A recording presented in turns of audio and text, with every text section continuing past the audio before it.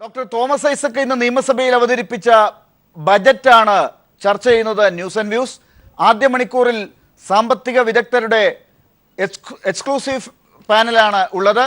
Doctor BA Prakash, doctor Mary George, doctor KN Harilal എന്നിവർ ആദ്യ മണിക്കൂറിൽ ചർച്ചയിൽ പങ്കെടുക്കുന്നു. അതിനുശേഷം രാഷ്ട്രീയ നേതാക്കളും വിദഗ്ധരും അടങ്ങിയ പാനലാണുള്ളത്. ഇന്നത്തെ രാഷ്ട്രീയവും സാമ്പത്തികവും ചർച്ചയിൽ വരും. ഡോക്ടർ BA പ്രകാശ്, ഈ ബഡ്ജറ്റിനെ എങ്ങനെ കാണുന്നു താങ്കൾ? അതായത് ഈ ബഡ്ജറ്റിൽ പല നല്ല പദ്ധതികളുമുണ്ട്. ഉദാഹരണത്തിന് ഹരിത കേരള മിഷൻ, അല്ലെങ്കിൽ പൊതുവിദ്യാഭ്യാസ സംരക്ഷണ യജ്ഞം, ആർദ്ര മിഷൻ, അതോടൊപ്പം തന്നെ മൊത്തത്തിൽ പല ക്ഷേമ പദ്ധതികൾ, അല്ലെങ്കിൽ തദ്ദേശ സ്വയംഭരണ സ്ഥാപനങ്ങൾ മെച്ചമാക്കാനായിട്ടുള്ള നിർദ്ദേശങ്ങൾ, അങ്ങനെ പല നിലയ്ക്കുള്ള നല്ല നിർദ്ദേശങ്ങളുണ്ട്. അതിന് ആ നിലയ്ക്ക് ഈ ബഡ്ജറ്റിന് ചില പ്ലസ് പോയിൻറ്റ്സ് ഉണ്ട്.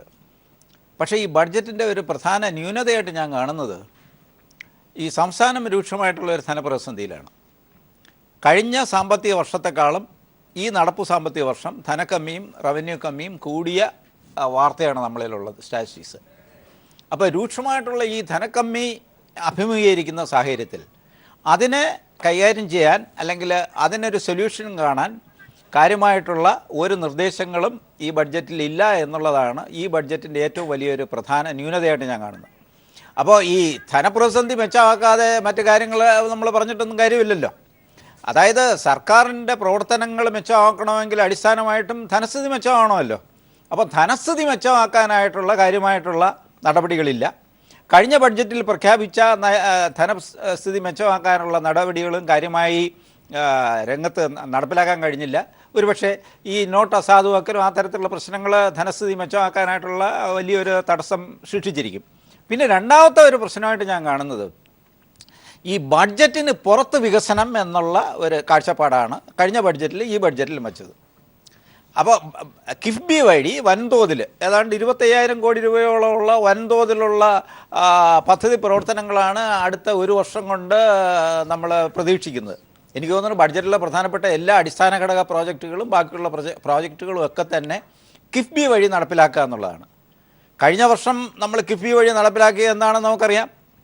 അതായത് 2,500 കോടി രൂപയോളം നമ്മൾ ചിലവാക്കണമെന്ന് ഉദ്ദേശിച്ചെങ്കിൽ 1 രൂപ പോലും നമുക്ക് ചിലവാക്കാൻ കഴിഞ്ഞില്ല. അപ്പോൾ അതായത് കിഫ്ബി എന്നുള്ള ഒരാശയം അത് നടപ്പിലാക്കി എത്രത്തോളം സക്സസ്ഫുൾ ആകും എന്നുള്ളതിനെ പറ്റി നമുക്ക് 1 രൂപ ഇല്ലാതിരിക്കുന്ന ഒരു സാഹചര്യത്തിൽ ഈ 25,000 കോടി രൂപയുടെ പ്രോജക്റ്റ് അടുത്ത ഒരു വർഷം നടപ്പിലാക്കുമെന്നൊക്കെ പറയുന്നത് ഒരു പ്രായോഗികമാണോ, സാമാന്യ ബുദ്ധിക്ക് നിരക്കുന്നതാണോ, അല്ലെങ്കിൽ നമ്മുടെ ഭരണ സംവിധാനത്തിൽ നടപ്പാക്കാൻ പറ്റുന്ന കാര്യമാണോ എന്ന് എനിക്ക് സംശയം. Yes, doctor Mary George. അതായത് എനിക്ക് ബഡ്ജറ്റിനെ പറ്റി എൻ്റെ ഒരു കാഴ്ചപ്പാടെന്ന് പറഞ്ഞാൽ ഇവിടെ റവന്യൂ ഡെഫിസിറ്റ്, അതായത് ഇപ്പോൾ ഡോക്ടർ പ്രകാശ് പറഞ്ഞതിനോട് തന്നെ ഞാൻ പ്രതികരിക്കുകയാണെങ്കിൽ ധനസമാഹരണത്തെ പറ്റി ഇതിനകത്ത് കാര്യമായിട്ടൊന്നും പറയുന്നില്ല. പക്ഷേ അത് ജൂലൈ 1-ാം തീയതി GST വരുന്നു എന്നുള്ള പ്രതീക്ഷയിലാണ് എന്ന് അദ്ദേഹം പറഞ്ഞിട്ടുണ്ട് ബജറ്റ് സ്പീച്ചിനകത്ത്. അതുമാത്രവുമല്ല, പിന്നീട് അദ്ദേഹത്തിൻ്റെ പ്രതികരണങ്ങളിലും അദ്ദേഹം പറഞ്ഞു GST കേരളത്തിന് നല്ല വരുമാന വർധനവ് സൃഷ്ടിക്കും എന്ന ധാരണയാണ് അദ്ദേഹത്തിനുള്ളത്, അതുപോലെ നമുക്ക് ഓരോരുത്തർക്കും ഉള്ളത്.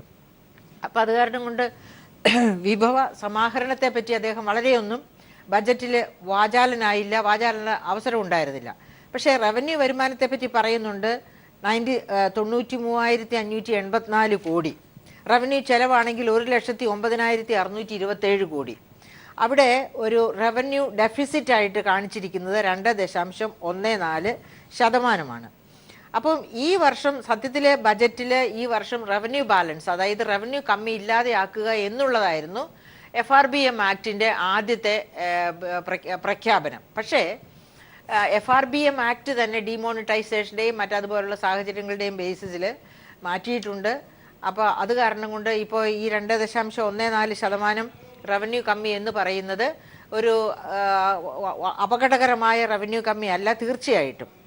ധനക്കമ്മി അതുപോലെ തന്നെ ഇവിടെ 3.44% GSDPയുടെ ആക്കി നിജപ്പെടുത്തിയിട്ടുണ്ട്. അത് ഈ ബജറ്റിൽ 2% ആക്കണമെന്നായിരുന്നു FRBM ആക്ട് നേരത്തെ മാൻഡേറ്റ് ചെയ്തിരുന്നത്. പക്ഷെ അതിലും ഇപ്പോൾ ഈ ഡിമോണിറ്റൈസേഷൻ്റെ ആഫ്റ്റർ ഇഫക്ട്സ് കാരണം കൊണ്ട് മാറ്റം വരുത്തിയിട്ടുണ്ട്. അത് തന്നെയുമല്ല FRBM ആക്ട് തന്നെ മാറ്റിയിട്ടുണ്ട്. അപ്പോൾ ഈ 3.44% ധനക്കമ്മിയും അപകടകരമല്ല എന്ന് തന്നെ എനിക്ക് തോന്നുന്നു. അതോടൊപ്പം എനിക്ക് പറയാനുള്ളത് കിഫ്ബി, അതായത് എനിക്ക് തോന്നിയത് ഈ ബഡ്ജറ്റ് എൻ്റെ ഒരു പിവട്ട് പോലെയാണ് കിഫ്ബിയെ എനിക്ക് ഫീൽ ചെയ്തത്. പക്ഷെ ആ പിവട്ട് പോലെ കിഫ്ബി ഉണ്ടെങ്കിൽ പോലും ഇവിടെ ഈ ബജറ്റിൽ പറഞ്ഞിരിക്കുന്ന 93,584 കോടിയുടെ റവന്യൂ വരുമാനം പല ദിശകളിലേക്കായിട്ട്, അതായത് പല മിഷൻ മോഡിൽ, നേരത്തെ പ്രകാശ് മാഷ് പറഞ്ഞതുപോലെ തന്നെ, അതായത് ആർദ്ര മിഷൻ, അതുപോലെ Haritha Keralam mission, life mission, ഭക്ഷ്യസുരക്ഷ, ഇങ്ങനെ പല മോഡിലായിട്ട് വിന്യസിക്കുന്നുണ്ട്. അതോടൊപ്പം ഇൻഫ്രാസ്ട്രക്ചറിന്, അതായത് അടിസ്ഥാന സൗകര്യ വികസനത്തിന് ആണ് കിഫ്ബി വഴിയായിട്ട് പണം മൊബിലൈസ് ചെയ്യുമെന്ന് അദ്ദേഹം പറയുന്നത്. അപ്പോൾ കഴിഞ്ഞ വർഷം വരെ, അതായത് നാളിതുവരെ കിഫ്ബിയിൽ എനിക്ക് വിശ്വാസം ഉണ്ടായിരുന്നില്ല. പക്ഷേ ഈ ബജറ്റ് ശ്രവിച്ചതിന് ശേഷം എനിക്ക് കിഫ്ബിയിൽ വിശ്വാസം ഉണ്ടാകുന്നു. കാരണം കിഫ്ബി പണം മൊബിലൈസ് ചെയ്യാനായിട്ട് ശ്രമിക്കുന്നത് പ്രവാസി ചിട്ടി വഴിയാണ്. അതും കേരള ഫിനാൻഷ്യൽ എൻ്റർപ്രൈസസിൻ്റെ ചിട്ടി വഴി. തീർച്ചയായിട്ടും കേരള ഫിനാൻഷ്യൽ എൻ്റർപ്രൈസസ് നാളിതുവരെ ലാഭം കൊയ്ത വിശ്വസനീയമായ ഒരു ചിറ്റ് കമ്പനിയാണ്, ഗവൺമെൻറ്റിൻ്റെ തന്നെ എന്നതുകൊണ്ട് തീർച്ചയായിട്ടും ഈ വിചാരിക്കുന്നത് പോലെ നടക്കും. അതിലേക്ക് പണം സംഭരിക്കാൻ കഴിയും. അതായത് 100,000 പേരെ വരെ ഈ താമസിയാതെ തന്നെ ഇതിനകത്ത് വരിക്കാരാക്കാൻ പറ്റുമെന്നാണ്. റൈറ്റ്, ഞാൻ തിരിച്ചു വരാം. ഡോക്ടർ KN ഹരിലാൽ, ഇപ്പോൾ ഡോക്ടർ BA പ്രകാശും ഡോക്ടർ മേരി ജോർജും ഇതിൻ്റെ നല്ല വശങ്ങളാണ് പൊതുവെ കണ്ടത്. പക്ഷെ സംശയം ധനസമാഹരണത്തിൻ്റെ കാര്യത്തിൽ ഡോക്ടർ BA പ്രകാശ് കൂടുതലായി പറയുമ്പോൾ ഡോക്ടർ മേരി ജോർജിന് ഇത്തവണ ഈ ബഡ്ജറ്റ് നോക്കുമ്പോൾ കിഫ്ബിയിൽ വിശ്വാസം അർപ്പിക്കാമെന്ന നിലപാടാണുള്ളത്. അപ്പോൾ എന്തെങ്കിലും ഒരു വിശദീകരണം വേണ്ടി വരുന്നത് കിഫ്ബിയെക്കുറിച്ചാണ്. താങ്കൾക്കും ഈ ബഡ്ജറ്റിൻ്റെ കാര്യത്തിൽ വിശദീകരിക്കേണ്ടി വരുന്നത് കിഫ്ബി ആണെന്ന് തോന്നുന്നുണ്ടോ? ഈ ധനസമാഹരണം കിഫ്ബിയിലൂടെ എങ്ങനെ എന്നതിനെക്കുറിച്ച്. ഈ ബജറ്റിൻ്റെ ഏറ്റവും കേന്ദ്രസ്ഥാനം ഈ കിഫ്ബിക്കാണെന്ന് പറയുന്നതിനോട് പൂർണ്ണമായിട്ടും എനിക്ക് യോജിപ്പില്ല.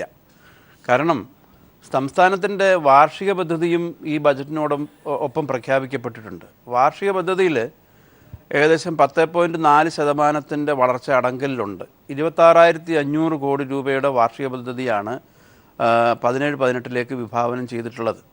അത് നിലവിലെ സാമ്പത്തിക സ്ഥിതി അനുസരിച്ച് നോക്കുമ്പോൾ യഥാർത്ഥത്തിൽ ഒരു വലിയ സ്ട്രെച്ചാണ്. ആ നിലയ്ക്ക് ബജറ്റിനകത്ത് തന്നെ വികസന പ്രവർത്തനങ്ങൾ ഏറ്റെടുക്കുന്നതിന് വേണ്ടി കാര്യമായിട്ടുള്ളൊരു ശ്രമം നടക്കുന്നുണ്ട്. അതിന് പുറത്താണ്, ബജറ്റിന് പുറത്ത് വലിയൊരു തുക പെട്ടെന്ന് ജനങ്ങൾക്ക്, നിഷ്പക്ഷ നിരീക്ഷകർക്ക് വിശ്വസിക്കാൻ കഴിയാത്ത രീതിയിൽ 25,000 കോടി രൂപയുടെ നിക്ഷേപമൊക്കെ വരും എന്നുള്ള ഒരു പ്രഖ്യാപനം കിഫ്ബി വഴിയായിട്ടുമുണ്ട്.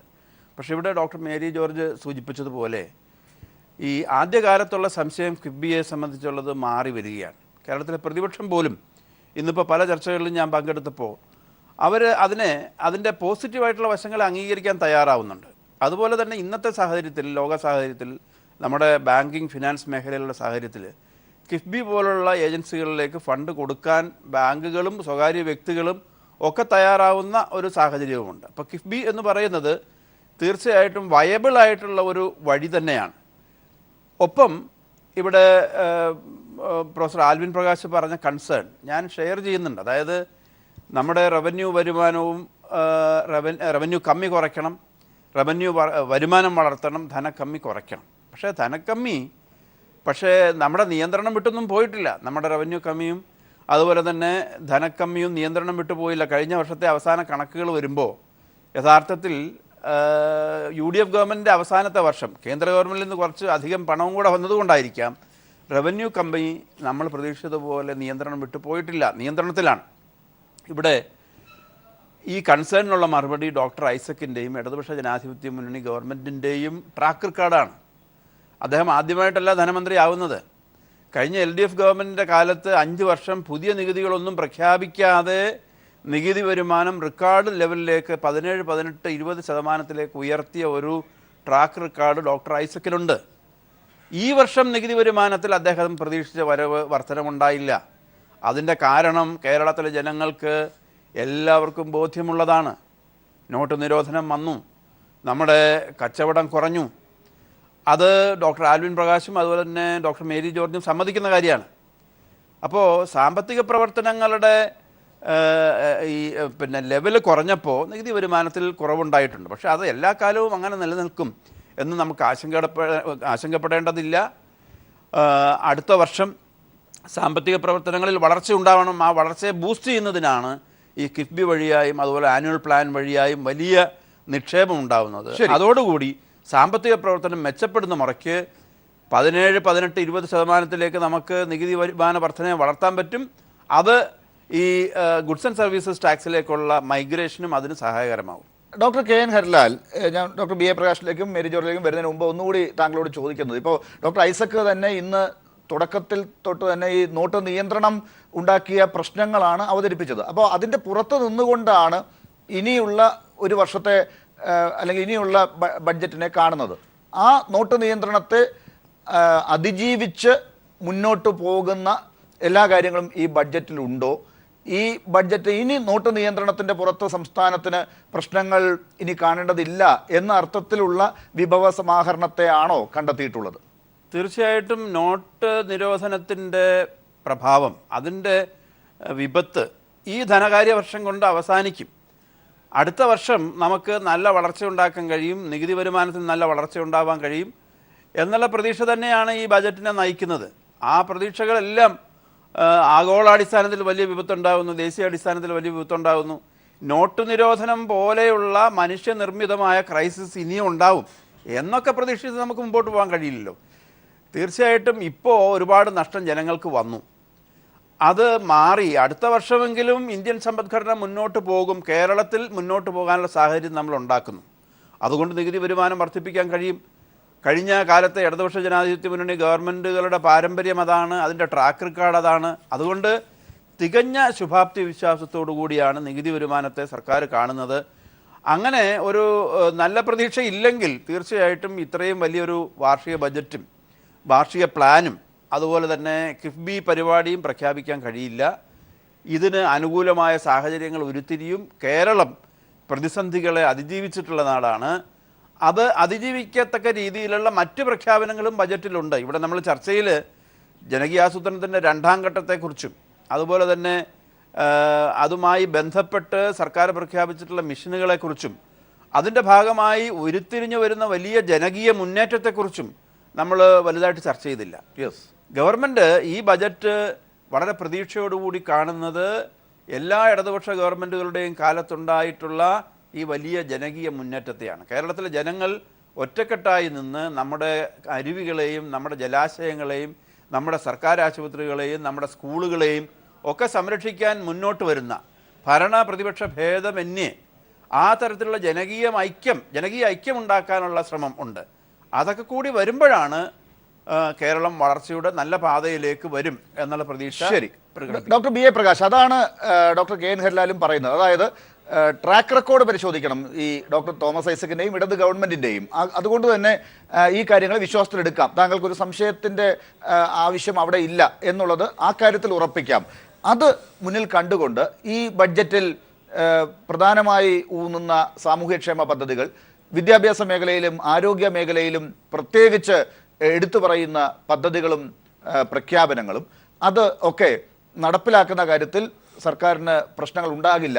അഥവാ എന്തെങ്കിലും തടസ്സങ്ങൾ ഇപ്പോൾ ഈ ഘട്ടത്തിൽ ഉണ്ടെങ്കിൽ അത് നേരത്തെ സൂചിപ്പിച്ച നോട്ട് നിയന്ത്രണം മൂലം ഉള്ളതാണ് എന്ന യാഥാർത്ഥ്യവും അംഗീകരിക്കുമ്പോൾ അങ്ങനെ തന്നെ കണ്ടുകൂടെ? അതായത് ഞാനത് ആർതർ ലൂയിസിൻ്റെ ഒരു വാക്യം ഞാൻ ഉദ്ധരിക്കാം. അതായത് ഈ തേർഡ് വേൾഡ് കൺട്രീസിലും ഡെവലപ്ഡ് കൺട്രീസിലും ഈ പദ്ധതി എന്നൊക്കെ പറയുന്നത് രാഷ്ട്രീയ പ്രചരണത്തിനോ വേൾഡ് ബാങ്കിൽ നിന്ന് ലോൺ കിട്ടാനോ അല്ലെങ്കിൽ പിന്നീട് നേതാവിൻ്റെ മുഖം മെച്ചപ്പെടുത്താനോ ഇതുപോലുള്ള പ്രചരണ പരിപാടിയൊക്കെ വേണ്ടിയാണ് മെജോറിറ്റി നടപ്പിലാക്കുന്നു എന്നാണ് അദ്ദേഹത്തിൻ്റെ ഒരു പ്രസിദ്ധമായ ഒരു ബുക്കിൽ പറഞ്ഞിട്ടുള്ളത്. അപ്പോൾ നമ്മൾ ഈ ഡെവലപ്മെൻ്റ് എന്നൊക്കെ പറയുന്നത് എന്ത് നടന്നു എന്ന് നമ്മൾ നോക്കണം എന്നുള്ളതാണ്.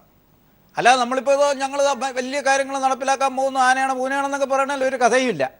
ആ നിലയിൽ നമ്മളിവിടെ കാണണം. ഇവിടെ ഇപ്പോൾ എന്താണ് പ്രശ്നം?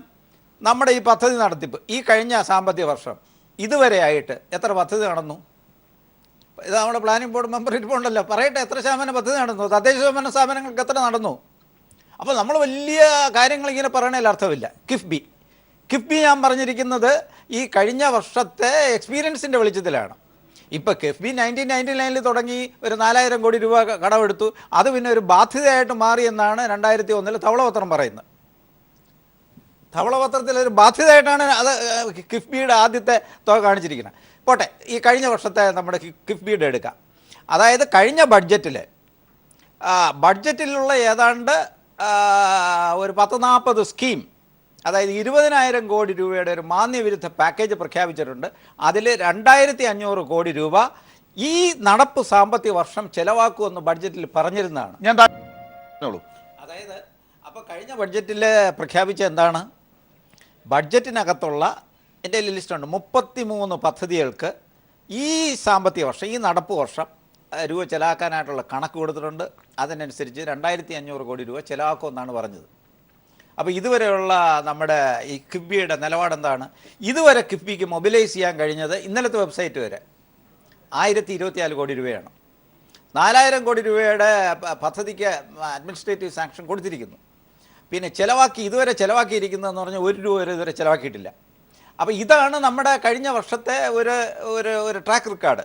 അപ്പോൾ ഇവിടെ നിന്നുകൊണ്ടാണ് നമ്മൾ അടുത്ത വർഷം 25,000 കോടി രൂപ ചെലവാക്കുന്നു എന്നൊക്കെ പറയുമ്പോൾ അത് നമുക്ക് കുറേ ദഹിക്കാൻ, അല്ലെങ്കിൽ അതിൻ്റെ അത് വെറും ഒരു സ്വപ്ന പദ്ധതി പോലെയാണോ, അല്ലെങ്കിൽ ഇതൊരു പ്രചരണത്തിന് വേണ്ടി പറയുന്നതാണോ എന്ന് നമുക്ക് തീർച്ചയായിട്ടും ഞാൻ തിരിച്ചു വരാം. Doctor BA Prakash, professor Mary George അങ്ങനെയാണെങ്കിൽ ഇത് ആണ് ട്രാക്ക് റെക്കോർഡായി ഡോക്ടർ BA പ്രകാശ് പറയുന്നതെങ്കിൽ താങ്കൾ നേരത്തെ പറഞ്ഞത് മുൻകാലത്തേക്കാൾ ഇപ്പോൾ എനിക്ക് വിശ്വാസം തോന്നുന്നു എന്നാണ്. എന്താണ് കിഫ്ബിയിൽ അങ്ങനെ താങ്കൾക്ക് വിശ്വാസം തോന്നുന്നതിന് ഇപ്പോൾ കാരണം? എനിക്ക് വിശ്വാസം തോന്നാനുള്ള പ്രധാനപ്പെട്ട കാരണം, അത് ഡോക്ടർ പ്രകാശ് പറഞ്ഞതിനെ ഞാൻ ഒട്ടും ഖണ്ഡിക്കുന്നില്ല, അത് സത്യമാണ്. അതുകൊണ്ട് വിശ്വാസം നഷ്ടപ്പെട്ടിരിക്കുകയായിരുന്നു. പക്ഷേ ഇപ്പോൾ ഇതിൻ്റെ ധനസമാഹരണത്തിനുള്ള മാർഗമായിട്ട് KSEFE എന്ന ചിട്ടി പദ്ധതി, കേരള ഗവൺമെൻറ് ചിട്ടി പദ്ധതി വഴിയായിട്ട് NRIസിൽ നിന്നാണ് പണം സമാഹരിക്കാൻ പോകുന്നത്. അത് ഒരു പ്രാഥമിക തല പഠനം നടത്തിയിട്ടുണ്ട് ഗവൺമെൻറ് എന്ന് മനസ്സിലാക്കുന്നു. അങ്ങനെ NRIs ഇതിനകത്തേക്ക് ഇൻവെസ്റ്റ് ചെയ്യാൻ സന്തോഷമാണ്. കാരണം അവർ ഗൾഫിലുള്ള NRIs മറ്റ് പ്രൈവറ്റ് ചിട്ടികളിൽ, അവിടെയുള്ള പ്രൈവറ്റ് ചിട്ടികളിൽ ചേർന്ന് ചിലരൊക്കെ പിന്നെ മൂലധനം, അതായത് നിക്ഷേപിച്ച പണവും പലിശയും ഒന്നുമില്ലാതെ, വീതപലിശയും ഒന്നുമില്ലാതെ നഷ്ടപ്പെടുന്ന സ്ഥിതിയുണ്ട്. ഇതൊന്നുമില്ലാതെ വിശ്വസനീയമായ രീതിയിൽ ഗവൺമെൻറ് ഓഫ് കേരളയുടെ ഒരു പദ്ധതിയിലേക്ക്, അതായത് ചിറ്റ് ഫണ്ടിലേക്ക് ചേരുന്നു. ആ ചിറ്റ് ഫണ്ടിലുള്ള പണം എന്താ പറയുക, ബോണ്ടായിട്ടാണ് കിഫ്ബിയിൽ ഇൻവെസ്റ്റ് ചെയ്യുന്നത്. കിഫ്ബിയുടെ ബോണ്ടിലാണ് ഇൻവെസ്റ്റ് ചെയ്യുന്നത്. അപ്പോൾ കിഫ്ബിയുടെ ബോണ്ടെന്ന് പറഞ്ഞാൽ അത് ഗവൺമെൻറ് ഓഫ് കേരളയാണ് അതിന് ഗ്യാരണ്ടി നിൽക്കുന്നത്. അഥവാ അപ്പോൾ അതിൻ്റെ പ്രിൻസിപ്പൽ അതുപോലെ തന്നെ പലിശ തിരിച്ചു കിട്ടുമെന്നുള്ളത് ഉറപ്പുള്ള കാര്യമാണ്. അപ്പോൾ പ്രവാസികളെ സംബന്ധിച്ച് അവിടുത്തെ ഏതെങ്കിലും ചിറ്റ് ഫണ്ടിൽ, അല്ലെങ്കിൽ കേരളത്തിൽ തന്നെയുള്ള ആഭ്യന്തരമായ മറ്റേതെങ്കിലും പ്രൈവറ്റ് ചിറ്റ് ഫണ്ടിലൊക്കെ ചേർന്ന് അവരുടെ ഫണ്ട് നഷ്ടപ്പെടുത്താതെ കേരളത്തിലേക്ക് അത് കേരള ഗവൺമെൻറ്റിൻ്റെ പദ്ധതിയിൽ വരുന്നു. മാത്രവുമല്ല അവർക്ക് സ്വന്തം രാജ്യത്ത്, അതായത് സ്വന്തം ഞങ്ങൾ ഇവിടുത്തെ സിറ്റിസൺസ് ആണ്, ഞങ്ങൾ ഇവിടുത്തെ വികസന പരിപാടിയിൽ പങ്കാളികളാകുന്നു എന്ന ഒരു ആത്മഹർഷത്തിനും കൂടി സാധ്യതയുണ്ടാക്കുന്ന ഒരു പദ്ധതിയായിട്ടാണ് ഇപ്പൊ ഞാൻ അതിന്. ഡോക്ടർ KN ഹരിലാൽ, ഈ പറഞ്ഞു വരുന്നത് കേൾക്കുമ്പോൾ ഇതൊരു വെറും ചിട്ടിയിൽ ചേരുന്ന പരിപാടിയാണ്. സാധാരണ ചിട്ടിയിൽ ചേരുന്നവരൊക്കെ ഇനി ഇതിൽ ചേർന്നാൽ രാജ്യസ്നേഹികളായി മാറാം എന്ന് തോന്നുന്ന അർത്ഥത്തിലേക്കാണ് ഇതിന്റെ വിശദീകരണം പോകുന്നത്. അങ്ങനെ ലഘൂകരിച്ച് അല്ല, ഞാൻ ഡോക്ടർ മേരി ജോർജിനെ കുറ്റപ്പെടുത്തുകയല്ല, അങ്ങനെ ഒരു പ്രചരണത്തിലേക്ക് വേണമെങ്കിൽ ഇത് പോകാം. ആളുകൾക്ക്, സാധാരണക്കാർക്ക് അങ്ങനെ തോന്നാം. സാധാരണ ഇവിടെ 1,000-10,000 രൂപയ്ക്ക് ചിട്ടി ചേരുന്നവരൊക്കെ ഇനി ഇതിൽ ചേർന്ന് കഴിഞ്ഞാൽ ഇങ്ങനെ ഒരു ആനുകൂല്യമാണോ? ഇത് ശരിക്കും അങ്ങനെ ഒരു രീതിയിലുള്ള പ്രചരണത്തിന്റെ ആവശ്യമുണ്ടോ? ഒന്ന്. രണ്ടാമത്തെ കാര്യം, ഇവിടെ ഡോക്ടർ പ്രകാശും ഡോക്ടർ മേരി ജോർജിനും ഒരു ആശങ്ക വരുന്നത് കഴിഞ്ഞ കാലത്തെ ട്രാക്ക് റെക്കോർഡിന്റെ പുറത്ത് ഈ സമാഹരണം എത്രത്തോളം ഉദ്യോഗസ്ഥർ, ഇത് മിഷൻ മോഡിലാണല്ലോ, 4 പ്രധാനപ്പെട്ട മിഷനുകളാണ് മന്ത്രിമാരുടെ കീഴിലാണെന്നാണ് ഞാൻ മനസ്സിലാക്കുന്നത്. അങ്ങനെയാണെങ്കിൽ അതൊക്കെ ഇവിടുത്തെ രീതികൾ അനുസരിച്ച് ഈ പറഞ്ഞ വേഗതയിൽ കൃത്യമായി വേണ്ട സമാഹരണങ്ങളെല്ലാം അതാത് വർഷങ്ങളിൽ കൃത്യമായി പൂർത്തീകരിച്ചു പോകുന്നതിന് സാധിക്കുന്നതാണോ? ഇവിടെ ടീച്ചർ ഈ കിഫ്ബിയുടെ കാര്യത്തിൽ ടീച്ചറിന് ശുഭാപ്തി വിശ്വാസം ഇപ്പോഴുണ്ട് എന്ന് പറഞ്ഞു. അതിന് ടീച്ചർ പറഞ്ഞ കാരണങ്ങൾ തീർച്ചയായിട്ടും ശരിയാണ്. അതായത് പ്രവാസി ചിട്ടിയിലൂടെ പണം സ്വരൂപിക്കാൻ KSFE വഴി കഴിയും. KSFE ബോണ്ടിൽ ഇൻവെസ്റ്റ് ചെയ്ത് പിന്നെ കിഫ്ബിക്ക് പണം സമാഹരിക്കാൻ കഴിയും. അത് വയബിൾ ആയിട്ടുള്ള ഒരു വഴിയാണ് എന്ന് ഡോക്ടർ മേരി ജോർജ് പറയുമ്പോൾ അത് തീർച്ചയായിട്ടും യാഥാർത്ഥ്യബോധത്തോടുകൂടിയുള്ള ഒരു കമൻ്റാണ്. ഇന്നിപ്പോൾ ലോകത്താകെ ധനകാര്യ സ്ഥാപനങ്ങൾ നേരിടുന്ന ഒരു പ്രതിസന്ധിയുടെയും പ്രശ്നങ്ങളുടെയും പശ്ചാത്തലത്തിൽ പ്രവാസികൾക്കും മറ്റുള്ളവർക്കും യഥാർത്ഥത്തിൽ ഇൻവെസ്റ്റ് ചെയ്യാൻ കുറച്ചുകൂടെ കോൺഫിഡൻസോടുകൂടി കഴിയും. അതൊക്കെ നമുക്ക് സംസ്ഥാനത്തിൻ്റെ വികസനത്തിന് വേണ്ടി ഉപയോഗിക്കാൻ കഴിയും. സംസ്ഥാന ഗവൺമെൻറ്റിൻ്റെ ഗ്യാരണ്ടി തീർച്ചയായിട്ടും ബലമുള്ള ഗ്യാരണ്ടി തന്നെയാണ്. അതിൽ നിക്ഷേപകർക്ക് വിശ്വാസമുണ്ടാവും, പണം മൊബിലൈസ് ചെയ്യാൻ കഴിയും. പക്ഷേ പണം മൊബിലൈസ് ചെയ്ത് കഴിഞ്ഞാൽ അത് ശരിക്കും ബിസിനസ് മോഡലിൽ തന്നെ അത് ഇൻവെസ്റ്റ് ചെയ്യാൻ കഴിയണം. അതിന് ക്ഷമത വേണം, ഉയർന്ന കാര്യക്ഷമത വേണം. ആ കാര്യക്ഷമത വേണം എന്ന് ഡോക്ടർ പ്രകാശും അതുപോലെ തന്നെ മേരി ജോർജും പറയുന്നതിനോട് എനിക്ക് പൂർണ്ണമായിട്ടും യോജിപ്പാണ്. സംസ്ഥാന ഗവൺമെൻറ്റിൻ്റെ വേഗത പോരാ എന്ന് പറയുമ്പം ഈ ഗവൺമെൻറ്റിൻ്റെ കാലത്ത് വേഗത കുറഞ്ഞു എന്നുള്ളതല്ല. നമ്മുടെ അഡ്മിനിസ്ട്രേറ്റീവ് മിഷനറി കൂടുതൽ വേഗത്തിൽ പോയെങ്കിലേ മതിയാവൂ. എങ്കിൽ മാത്രമേ ഈ ആധുനിക കാലത്തെ വേഗതയ്ക്കൊത്ത് നമ്മുടെ പ്രോജക്റ്റുകൾ ഇംപ്ലിമെൻ്റ് ചെയ്യാൻ കഴിയൂ. പക്ഷേ ഇവിടെ കിഫ്ബിയുടെ കാര്യത്തിൽ യഥാർത്ഥത്തിൽ യുദ്ധകാലാടിസ്ഥാനത്തിലാണ് പ്രവർത്തനങ്ങൾ നീങ്ങിക്കൊണ്ടിരിക്കുന്നത്. ഇങ്ങനെ ഒരു സ്ഥാപനത്തിൽ ഒരു പുതിയ നിയമനിർമ്മാണം വരുന്നു, അതിൻ്റെ ഡയറക്ടർ ബോർഡ് പുനഃസംഘടിപ്പിക്കുന്നു, വളരെ പ്രശസ്തരായിട്ടുള്ള വ്യക്തികളെ ക്യാൻവാസ് ചെയ്ത് അതിൻ്റെ ബോഡികളിലേക്ക് കൊണ്ടുവരുന്നു, നിയമനങ്ങൾ നടത്തുന്നു. അതുപോലെ തന്നെ 1000 കോടി രൂപയുടെ പ്രോജക്റ്റുകൾ പ്രപ്പോസൽ പരിശോധിച്ച് അതിന് അനുവാദം കൊടുക്കുന്നു. 10,000 കോടി രൂപയുടെ പ്രോജക്റ്റുകൾ ഇപ്പോൾ പൈപ്പ് ലൈനിലാണ്, മാർച്ചിൽ അതിനും അനുവാദം കൊടുക്കും എന്നൊക്കെ പറയുന്നത് തീർച്ചയായിട്ടും കേരളത്തിൻ്റെ ഒരു ട്രാക്ക് റെക്കോർഡിൻ്റെ കാര്യത്തിൽ ഒരു വലിയ മാറ്റം വരികയാണ്. ഈ 4000 കോടി ആണ് ഈ വർഷത്തിൽ നിന്ന് പറഞ്ഞിട്ട് ഇപ്പൊ 1000 കോടിയേ ഉള്ളൂ എന്ന് പറയുന്ന ഒരു വിമർശനം പറഞ്ഞു. അത് ഇപ്പൊ പൂർത്തീകരിക്കും. ഈ ഇതുവരെ മൊബിലൈസ് ചെയ്തത് 1024 കോടി രൂപയേ ഉള്ളൂ ഇന്നലെ വരെ. അല്ല, അതിനകത്ത് മനസ്സിലാക്കാനുള്ള ഒരു കാര്യം, അതായത് വലിയ ക്യാപിറ്റൽ ഇൻവെസ്റ്റ്മെന്റ് പ്രോജക്ട്സ്, ഇപ്പോൾ ഒരു MLA എറണാകുളത്ത് നിന്നുള്ള സ്വരാജ് അദ്ദേഹത്തിൻ്റെ നിയോജകമണ്ഡലത്തിലെ അനുഭവം പറയായിരുന്നു.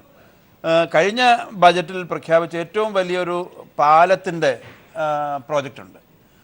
ആ പാലത്തിൻ്റെ പ്രോജക്റ്റിൻ്റെ DPR തയ്യാറാക്കുന്നതിന് തന്നെ 50 ലക്ഷം വേണം.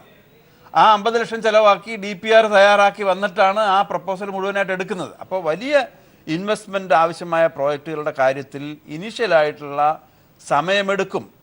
പക്ഷേ ആ സമയമെടുക്കുന്നതല്ല പ്രശ്നം. കേരളത്തെ സംബന്ധിച്ചിടത്തോളം 40-50 വർഷമായിട്ടുള്ള ഇറിഗേഷൻ പ്രോജക്റ്റുകൾ ഇപ്പോഴും തുടരുന്നുണ്ട്.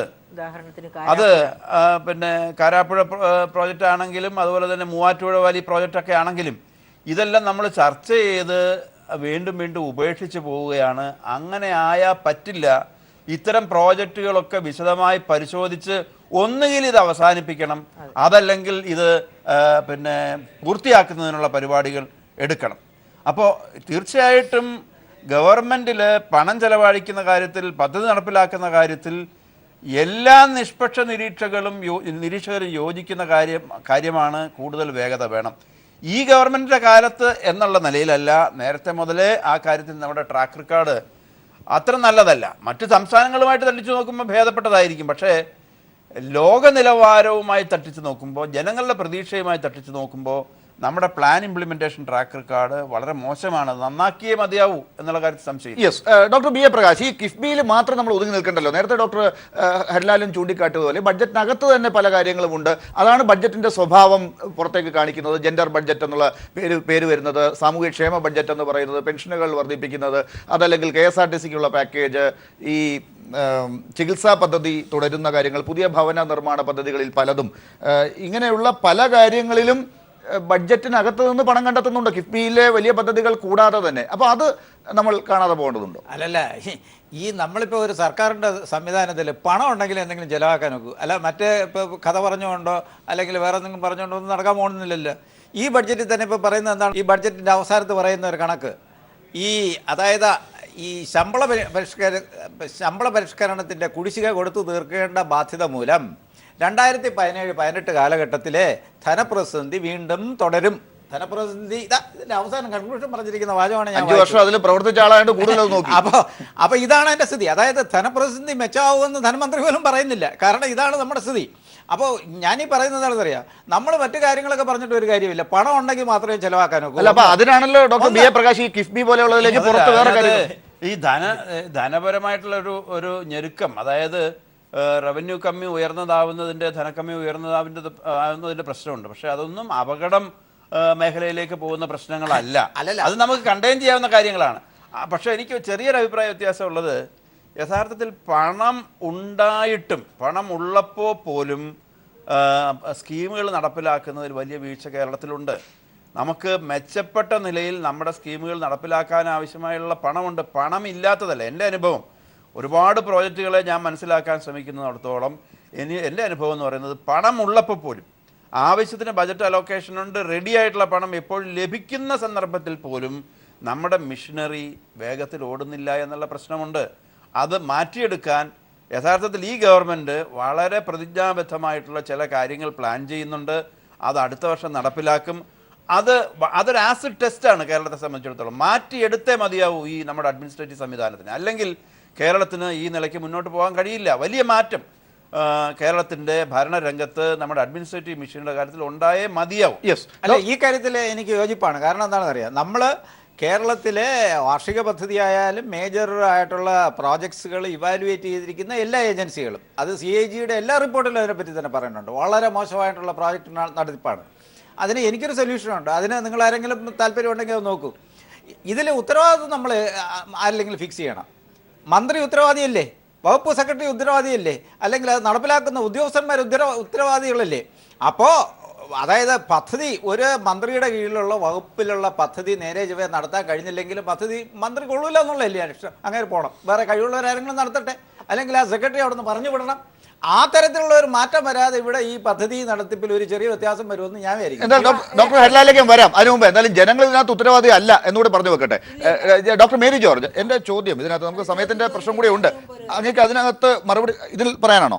ഇതിൽ കമന്റ് പറഞ്ഞോളൂ. അതായത് ഇപ്പോൾ ഡോക്ടർ പ്രകാശ് പറഞ്ഞതുപോലെ ഉള്ള ഒരു വളരെ പ്രധാനപ്പെട്ട പ്രതിസന്ധി എന്ന് പറയുന്നത്, ഏത് കാരണവശാലും ഒരു പദ്ധതി നടപ്പാക്കണ്ട എന്ന രീതിയിൽ, അതായത് മെല്ലെപ്പോക്ക് ഗവൺമെൻറ് നേരത്തെ മുതലുള്ളതാണ്. ആദ്യത്തെ ക്വാർട്ടറിൽ 10%, അടുത്ത 3 ക്വാർട്ടറിൽ 30% വീതം ഫണ്ട് വിനിയോഗിച്ചിരിക്കണം.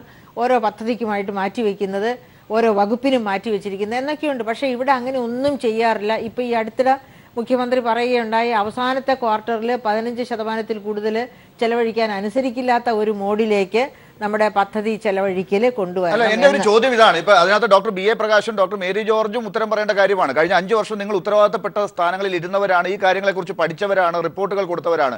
അവിടെയൊക്കെ കണ്ട അനുഭവങ്ങളായിരിക്കാം നിങ്ങളെ കൊണ്ട് ഇതൊക്കെ പറയിക്കുന്നത്. പക്ഷേ അത് നടപ്പിലാക്കാൻ എന്തുകൊണ്ടാണ് നിങ്ങളൊക്കെ ഇരുന്ന ഘട്ടങ്ങളിൽ പോലും നിങ്ങളുടെ മുകളിലുണ്ടായിരുന്ന, അല്ലെങ്കിൽ നിങ്ങൾ റിപ്പോർട്ട് കൊടുക്കുന്ന സെക്രട്ടറിമാരും മന്ത്രിമാരും തയ്യാറാകാതിരുന്നത്? ഞാൻ അത്യാവശ്യമായിട്ട് അതിന് ഉത്തരം തന്നെ പറയാം. അതായത് Kerala public expenditure review committee ഞങ്ങൾ 4 വർഷം 4 റിപ്പോർട്ട് കൊടുത്തതിലും പറഞ്ഞിട്ടുണ്ട്, ശമ്പള പരിഷ്കരണം എന്ന് പറയുന്നത് 5 വർഷം പാടില്ല, 10 വർഷത്തിൽ ഒരിക്കലാക്കണമെന്ന്. ഞങ്ങൾക്ക് മുൻപുണ്ടായിരുന്ന, അതായത് ഡോക്ടർ കണ്ണനും ഒക്കെ ഉണ്ടായിരുന്ന കമ്മിറ്റിക്കാർ, അതായത് LDF-ൻ്റെ കമ്മിറ്റിക്കാരും ഇതേ അഭിപ്രായം തന്നെ, ഇതേപോലെ തന്നെ റിപ്പോർട്ട് കൊടുത്തിട്ടുണ്ട്.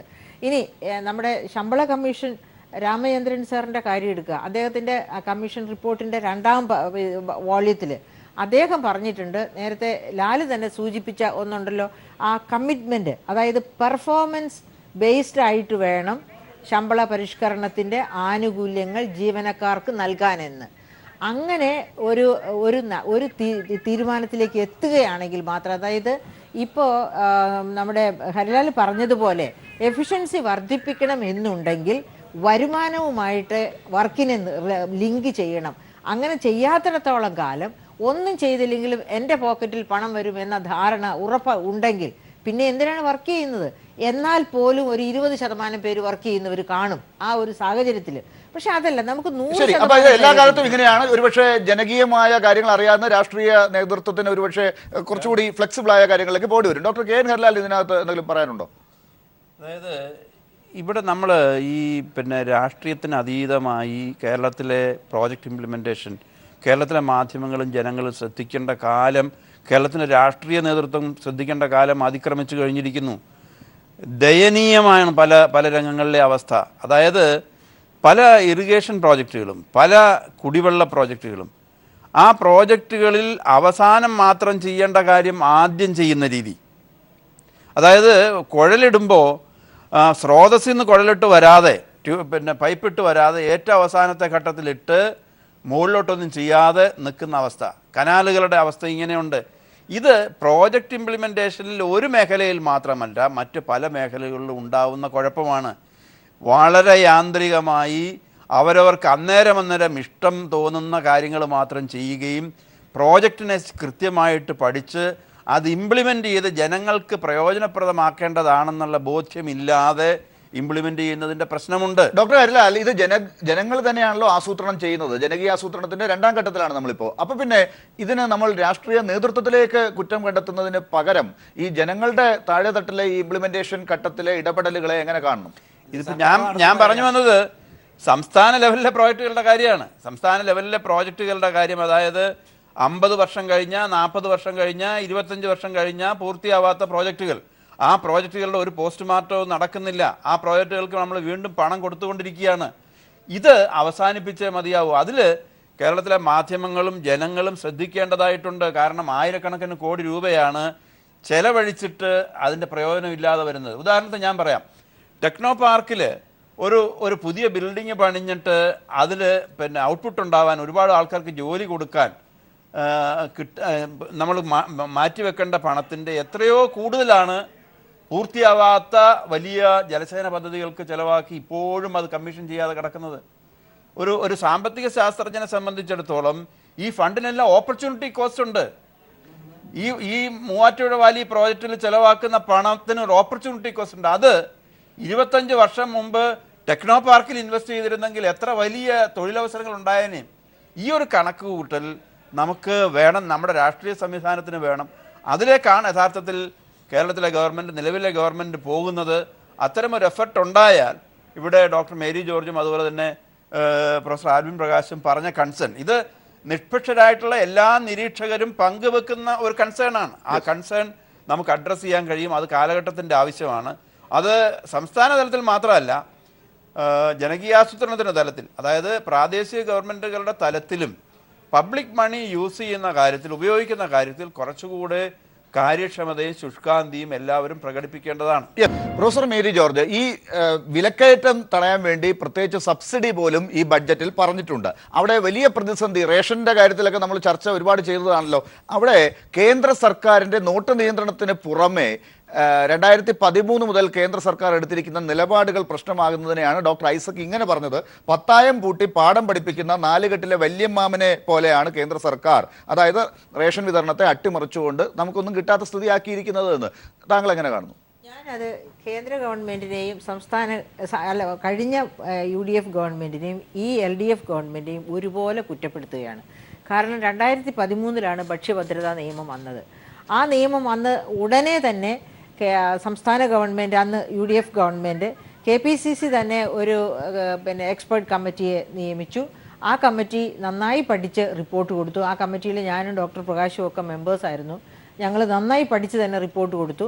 അതുപോലെ തന്നെ ഗവൺമെൻറ് KPCC ചെയ്തത് പോരാത്തതുകൊണ്ട് ഗവൺമെൻറ് വേറൊരു കമ്മിറ്റിയെ വെച്ച് പഠിച്ചു. പക്ഷേ അതും കഴിഞ്ഞ് അവർ ഭരണത്തിൽ നിറങ്ങുന്നതിന് മുൻപേ വേണ്ടത് ചെയ്യാമായിരുന്നു, ചെയ്തില്ല. ഇനി അവർ ഭരണം മാറി വന്ന LDF ഗവൺമെൻറ്റിനും ഇത് ചെയ്യാൻ സമയമുണ്ടായിരുന്നു. LDF ഗവൺമെൻറ്റും അതേ അനാസ്ഥ തന്നെ കാണിച്ചു. അതുകൊണ്ടാണ് ഈ റേഷൻ പ്രതിസന്ധി ഉണ്ടായത്. അതിന് കേന്ദ്ര ഗവൺമെൻറ്റിനെ കുറ്റം വിളിച്ചിട്ടുള്ള ഒരു കാര്യവുമില്ല. അത് കൊടുക്കേണ്ട ലിസ്റ്റ്, കൊടുക്കേണ്ട കാര്യങ്ങൾ കൊടുക്കേണ്ട സമയത്ത് കൊടുത്തിരുന്നെങ്കിൽ, അതായത് അൾട്ടിമേറ്റം പല പ്രാവശ്യം മാറ്റിക്കൊടുത്തു, എന്നിട്ടും ആ സമയത്ത് അത് തൃപ്തികരമായ രീതിയിൽ ചെയ്യാൻ പറ്റാതിരുന്നത് Kerala government, whether it is UDF ആകട്ടെ LDF ആകട്ടെ, ഗവൺമെന്റ് തന്നെ. ഡോക്ടർ ഹരിലാൽ, അതിനൊരു മറുപടി ആവശ്യമുണ്ട്.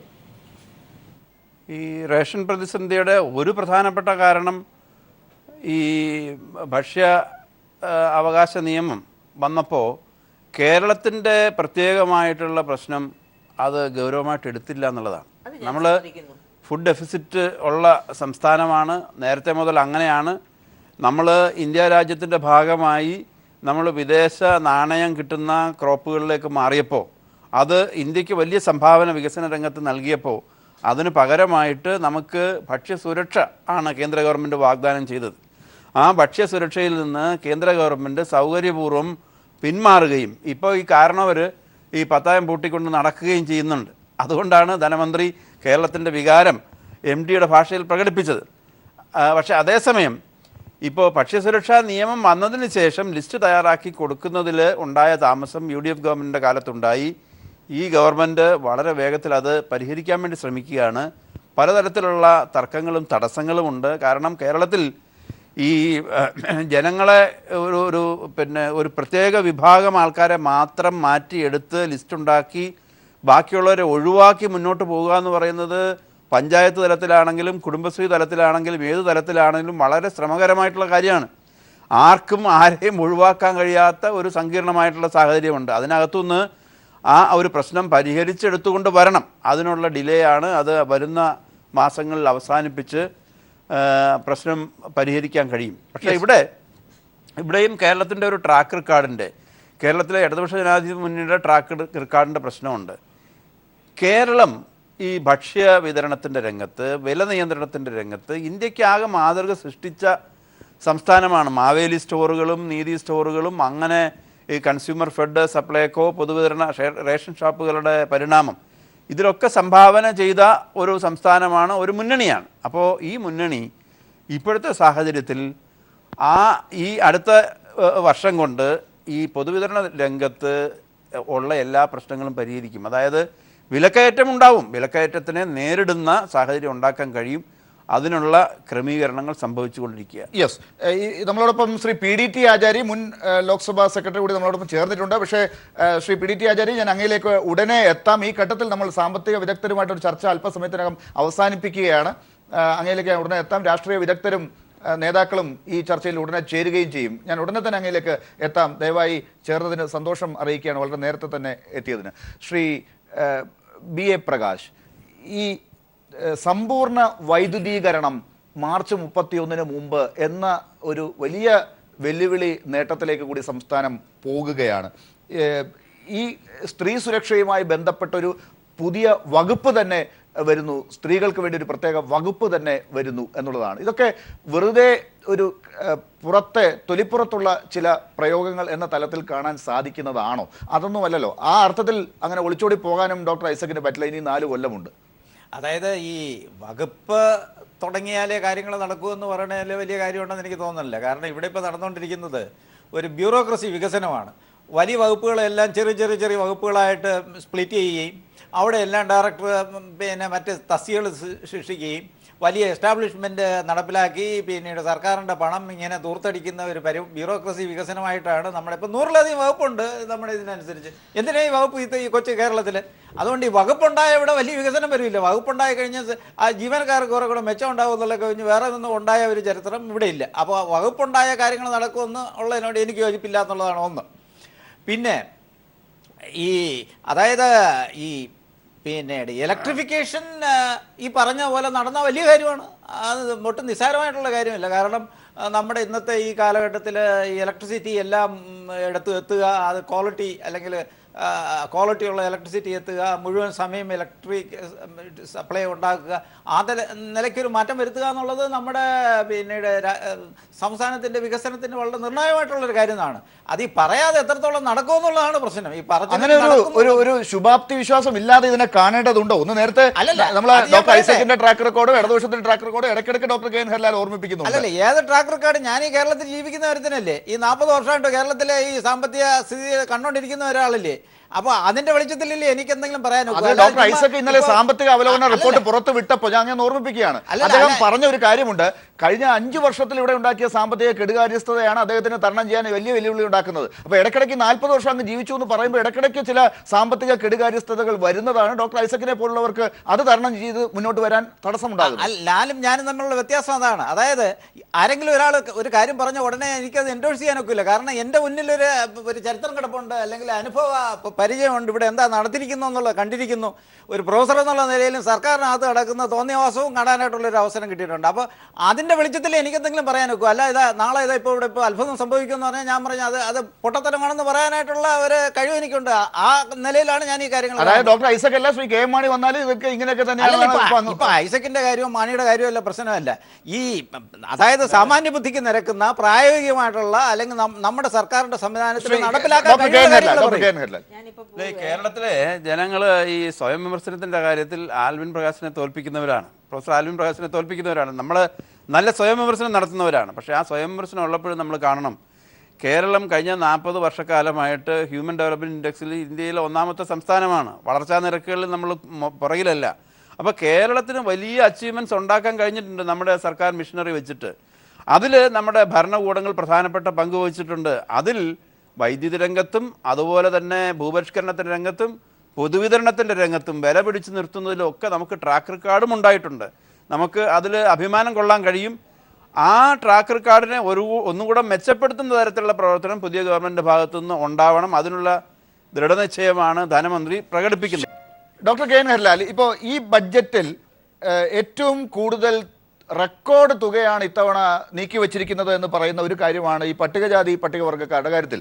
ഏതാണ്ട് 3,350 കോടിയോളം രൂപയാണ് വരുന്നത്. പട്ടികജാതിക്കാർക്ക് 2,600, മറ്റത് 750 കോടി രൂപ. അത് സത്യത്തിൽ ഒരു വിപ്ലവകരമായ ഒരു പ്രഖ്യാപനമാണ് എന്ന് പറയാം. അതെങ്ങനെ വിനിയോഗിക്കാനാണ് സാധ്യത?